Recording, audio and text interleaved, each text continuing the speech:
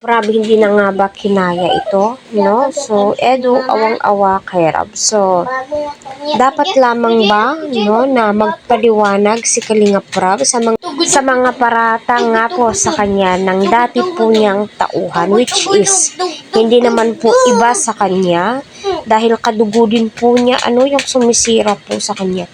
Second cousin po niya. So, bakit nga ba may mga taong ganito, ano, na sinisiraan ang sarili po niyang pinsan, kadugo, kamag-anak, ano, na kailangan daw po, no, natulungan ni Kalingap Rab lahat ng kamag-anak niyang naghihirap. Ano, so ano po yung opinion niyo patungkol nga po dito? So, I hope na pinapanood niyo po yung mga live ni Kuya Val Santos Matubang patungkol nga po dito, ano. So, napakahirap po, ano, yung gusto mo lamang tumulong sa kapwa mo pero hinahanapan ka ng butas ng mga taong nasa paligid mo. Ang pinakamasakit nga po dito is kamag-anak mo pa, di ba? So, panoorin muna natin. Brother, so wag mong sabihang sinungaling ako, wag mong sabi kasi di ako sinungaling.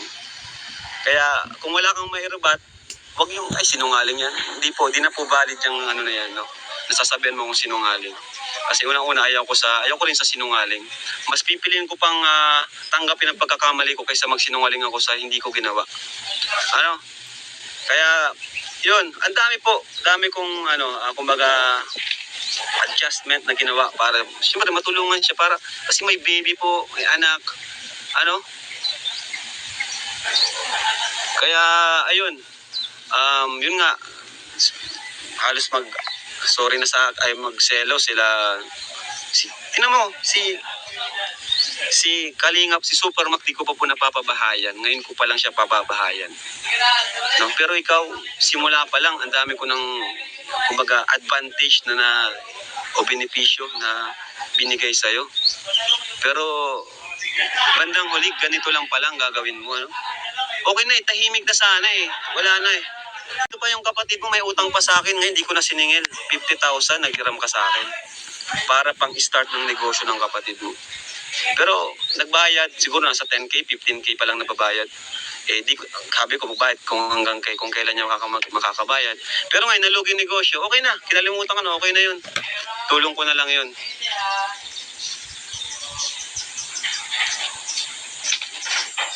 Ayan. So, yun po, story time po ito. At, ayan, sasabihin niyan, sigurado po, sabihin niyan, sinungaling na naman ako. Kahit tanungin niyo po yung mga kasama ko, lalo yung mga nauna, sila David, ayan, sila Edu, ay sila hindi pa masyado. Wala pa si Danos. Kuya Jason, kilala po yan. Ayan pa, sa pagbablog, ikaw yung, sunod kay Kuya Jason, ikaw yung pangalawang talagang may mga kumbaga, may advantage kumpara kay na Edu, David, sinasamahan ka pa ni Edu tuwing minsan inayang pa kitang mag-live habang nagta-travel tayo ay mag-vlog. Yan, inayang kita mag-vlog. Kasi mag-vlog ka para may kitain ka dyan. Yan. Ako po, ganun lang po ako. Ganun po kasi akong leader. Sabi ko, hinahayaan ko lang. Pero pag yung feeling ko may mali na, saka po ako nasabi. Pero hanggat maaari, nasabi ko, sige, okay yan. Kinoconsider ko po yun kasi inisip ko yung pangangailangan. Kaya yun, sayang po talaga, ang dami nito ni Brother Roseng supporters noon. 80,000 na mukbang lang po siya, makain mukbang. Sinasamahan siya ni Edu. Si Edu, mabait si Edu. Kahit pauwi na si Eds, masabi siya, Eds, samahan mo na ako, mamukbang tayo. Wala yan. Sasamahan siya ni Eds. Wala yung kapalit, wala yung bayad. Minsan si David kasama niya. Minsan nga ako nakasama niya rin sa mukbang niya. Yun po, kaya naisip ko, saan ako nagkulang dito sa taong to? Kaya nagkagulo dahil sa pagkakamali niya rin. Ito pa, bago siya umalis, may suggestion ako sa kanya. Sabi ko, Brother Jose, huwag kang umalis, mag-scouter ka na lang sa akin. Kung gusto mo na solo ka. Ayan po, siguro di pa po ito alam nung iba, o di ko pa ito nasasabi. Sabi ko, Brother Jose, mag-scouter ka na lang sa akin kasi mababash ka niyan. Pag nag-solo ka, ang daming basher nun. nababash na ako noon, nung time na yun, eh di pa naman siya totally umaalis. Nababash na ako noon, ang dami ng basher. Pero kung inisip ko pa rin yung ano namin eh, yung samahan namin. Sabi ko, huwag kang umalis, mag-scouter ka na lang kung gusto mo mag-solo para may time ka sa pamilya mo.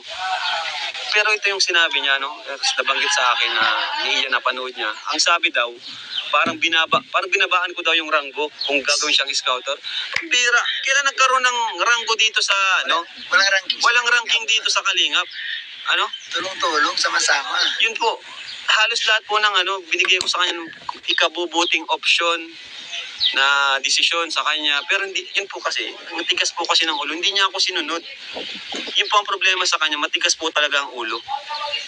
As in po.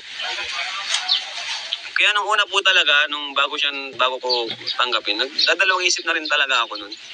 Kung ano yun ko. Pero siyempre si mama, inaanak din niya ni papa eh. Second cousin ko, inaanak ni papa. Siyempre, andyan na eh, tinanggap. Pumunta na siya, kinuha ko na rin. Kinuha ko na rin po, wala nang magagawa. Pero hindi siya yung, ako talaga yung nag-invite, kagaya kay Ian, kay Edo. Ako talaga yung nagsabi na, punta ka dito. Ayan. Pero nung una, wala po talaga masabi kay Brother Jose. Masipag man po talaga, pero di ko lang alam kung bakit nagkaganon, ano? Sabi pa niya, hindi siya padadala sa sponsor. Yun ang sabi niya. Hindi ako padadala dyan sa sponsor. Kasi ang sponsor,